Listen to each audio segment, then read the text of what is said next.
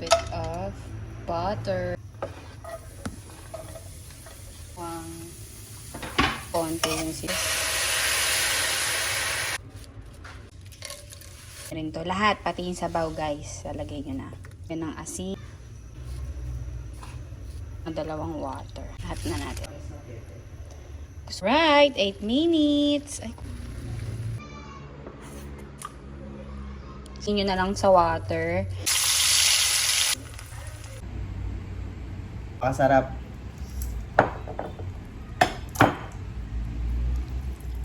Grabe, umuusok po. Kita mo? Wow.